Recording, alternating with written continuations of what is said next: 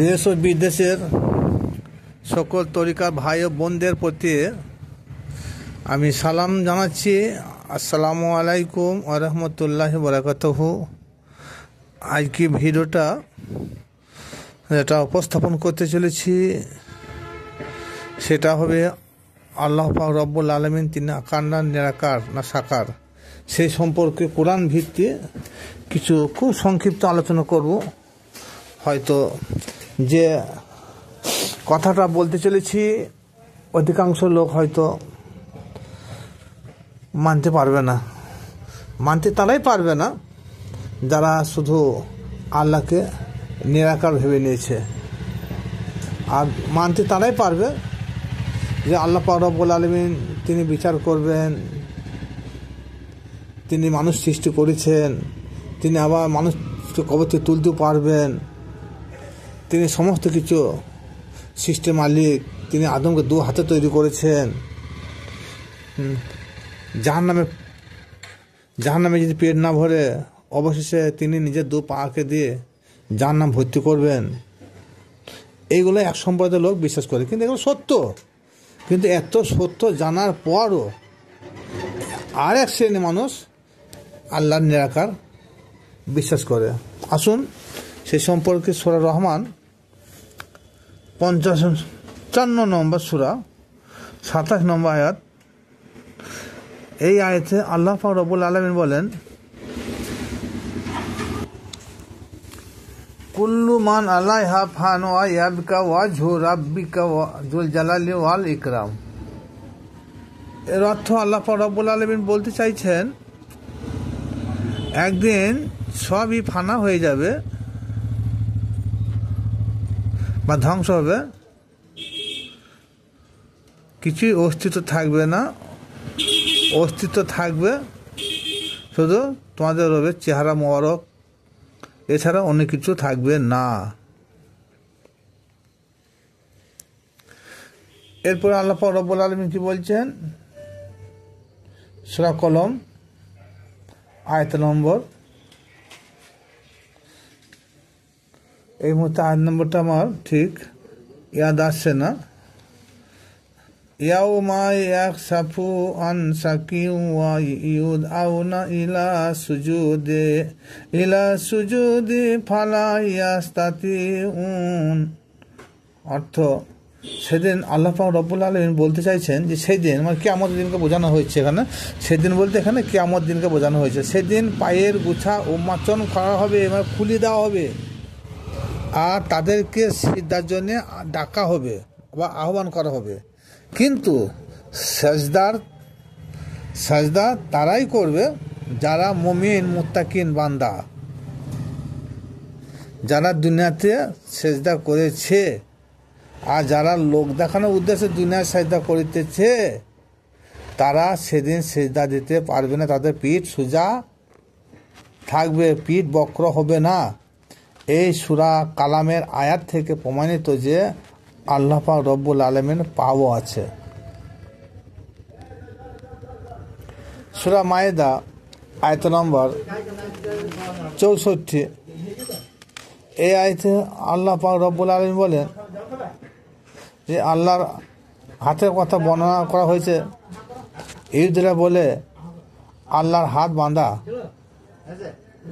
আল্লাহ পাক রব্বুল আলামিন বলেন আমার হাত বাঁধা নয়, তাদেরই হাত বাঁধা আছে। আমার দু হাত প্রসারিত বা খোলা বা মুক্ত। এই আয়াত থেকে প্রমাণিত যে আল্লাহ পাক রব্বুল আলামিনের হাত আছে। আল্লাহ বলেন যে হে ইবলিস, আমি যাহাকে দু হস্তে সৃষ্টি করেছি তাকে সিজদা করতে কে তোমাকে নিষেধ করেছে? তাহলে এখানে স্বয়ং আল্লাহ পাক রব্বুল আলামিন তিনি কুদরতের হাতে আমি যে আদম সৃষ্টি করেছি এ কথা বলেন নাই।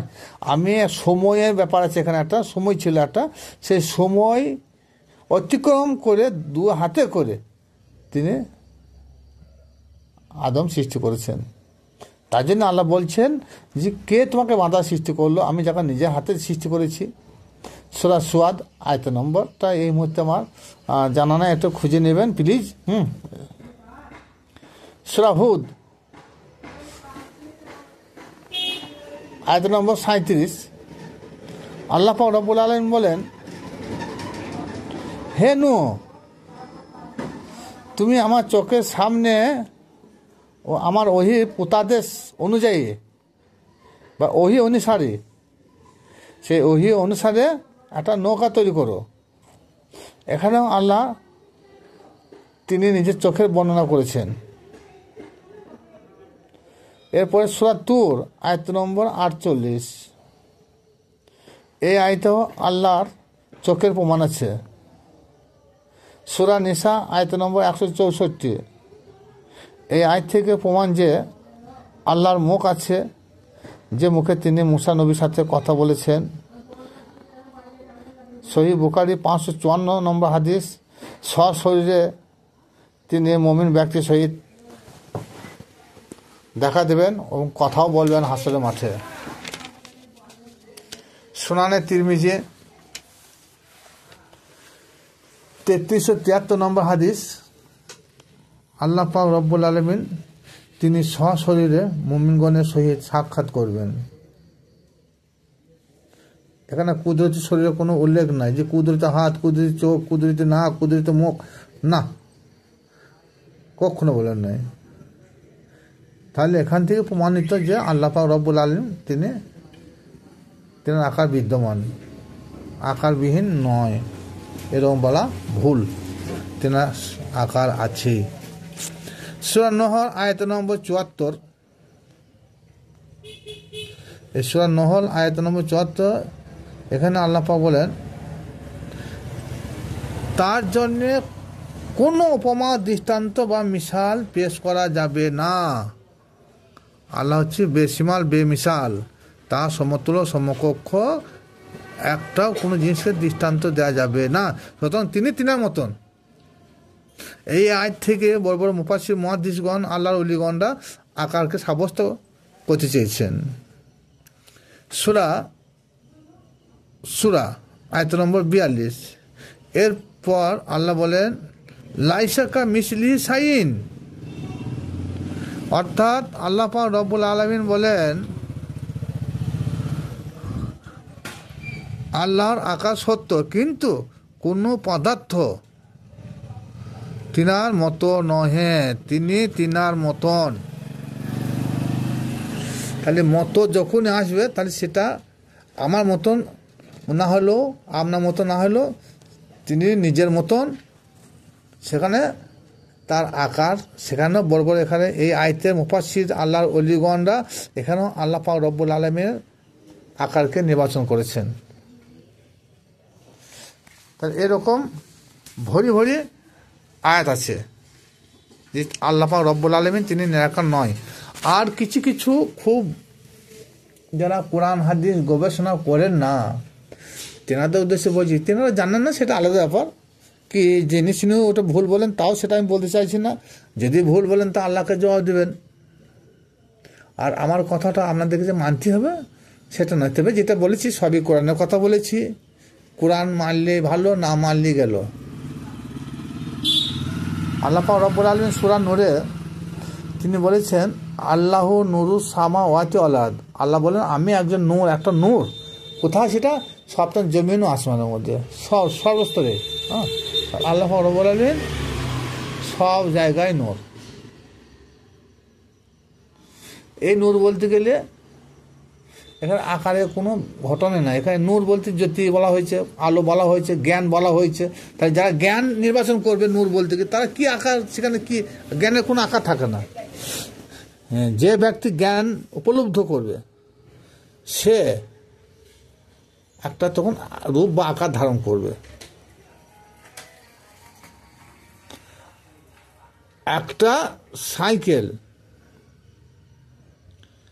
সাইকেলের পূর্ণাঙ্গ রূপ কোনটা? আর সাইকেলের পূর্ণাঙ্গ রূপ বলতে গেলে তার ভিতরে হ্যান্ডেল থাকবে, চাকা থাকবে, টায়ার টিউব থাকবে, বল ব্যারিং থাকবে, গিয়ার থাকবে, পেডেল থাকবে, সিট কভার থাকবে, ইত্যাদি ইত্যাদি থাকবে, বেল থাকবে। কিন্তু সাইকেল কোনটার নাম? যখনই পাঁচের সমানে একটা যুক্ত করা হবে, কোনো একটা ট্র্যাক চারকে দাঁড় করানো হবে, তার নাম হবে তখন সেটা সাইকেল, তখন সেটা আকারে পরিণত হয়ে যাবে। তদ্রূপ ওই রকম ওই জ্ঞানের নূর, ওই জ্ঞানের আলো হতে এমন একটা জিনিস এত সৃষ্টি হবে, সেই সৃষ্টি যখন হবে তখন সেটাই অটোমেটিকলি একটা আকার বা রূপ ধারণ করবে। হ্যাঁ, জ্ঞানের কোনো আকার থাকে না। জ্ঞান যে পাত্রে অনুভূত হয় তার মাধ্যমে একটা আকার বিদ্যমান থাকে। যেমন রহমান শেখের প্রচুর জ্ঞান, জলিল শেখের প্রচুর জ্ঞান, তাহলে জলিল শেখ একটা আকার প্রমাণিত হচ্ছে, রহমান শেখ সেটা একটা আকারে প্রমাণিত হচ্ছে। যেমন একটা দৃষ্টান্ত দিলাম, একটা ওই সাইকেলটার নাম সাইকেল নয়, 5 সমনীয় হয় সাইকেল হয়। তাদের মাইক কোথায়, মাইক কোনটা?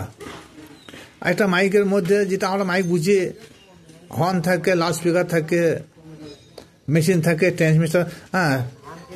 ট্রান্সফর্মার থাকে, ট্রানজিস্টার থাকে, অনেক কিছু পেয়ার পাস থাকে।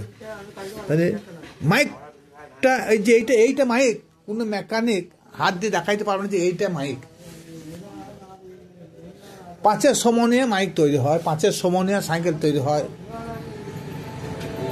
পঞ্চ জ্ঞান ভিত্তি একটা আকার বা রূপ ধারণ করা হয়।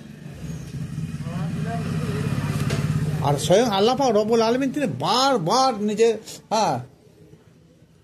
আকারে বর্ণনা করেছেন। কখনো হাতের কথা বলেছেন, পায়ের কথা বলেছেন, চোখের কথা বলেছেন। আমি দেখে থাকি, আমি শুনে থাকি, আমি ঘ্রাণ করে, আমি স্বাদ গ্রহণ করে থাকি। তুমি কি করছো সেটা আমি দেখে থাকি। এরপরেও যে আল্লাহর আকার প্রকার নিয়ে যারা তর্ক বিতর্ক করে, হয়তো আমি ছোট্ট জ্ঞানে বলতে চাই যে তেনাদের হয়তো গবেষণার অভাব আছে।